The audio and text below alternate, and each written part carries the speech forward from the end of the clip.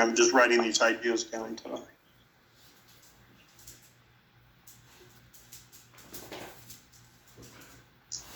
Thank you, Sergeant. This is a good question. Any other questions? Any other feedback? I do have a question. This is Dr. Conklin talking. Can you all hear me all right? Yes. Okay.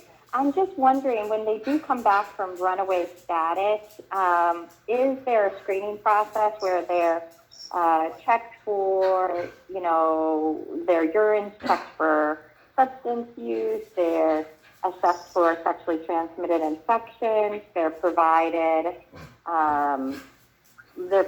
with those types of services and health services, or do they, go straight back into the group home and we don't necessarily do a full assessment afterwards? So, and this gets a little outside my wheelhouse, but I know if a child's been on runaway status for 2 years, obviously one of the first things the worker's going to want to do is have that kiddo get in to see the doctor, because obviously they probably have not had a well child or another dental or medical exam that they're more than likely overdue for. So obviously, if a kiddo's been on runaway for that long, if they've only been gone for, say, the weekend, because the foster parents said, no, you can't go hang out with your friends all weekend, and they decide they're going to run away so they can do that, and they come back on Monday. I don't think, unless a worker has a good reason, it's not a standard that they would do a drug screen for a youth. Now, if they have concerns after the kid comes back and they feel that, then there's a referral through the behavioral health system to get some services for substance use, those kind of things would be determined through that process.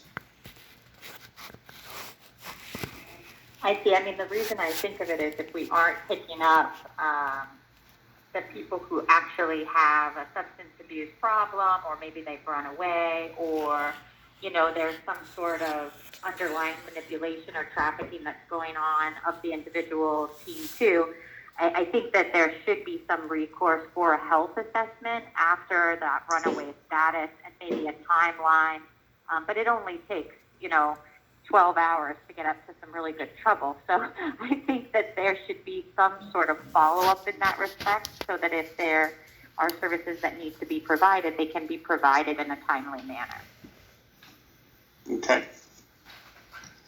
Well, and when kids do return, one of the requirements related to sex trafficking is they should be having a conversation if there are indications that they've been sex trafficking. There are some additional steps that they need to take, and obviously the concern would be, does a medical or some type of exam need to be made that because of possible sex trafficking or sexual activity, even if it's not sex trafficking.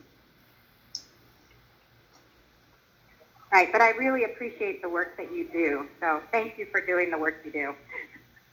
Sure. Thank you.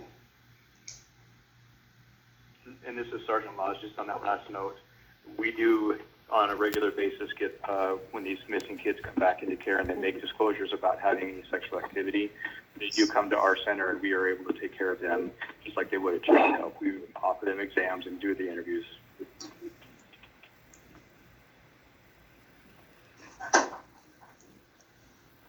Any other questions, members?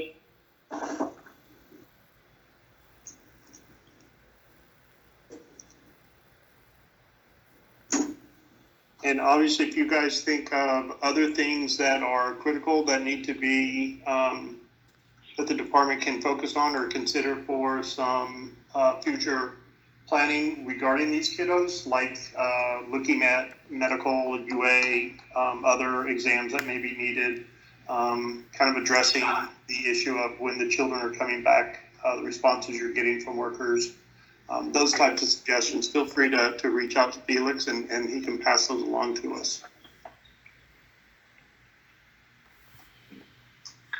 Thank you, Mark. Thank you, members, for that discussion. We're going to move on to the call for public comment. We're not going to have an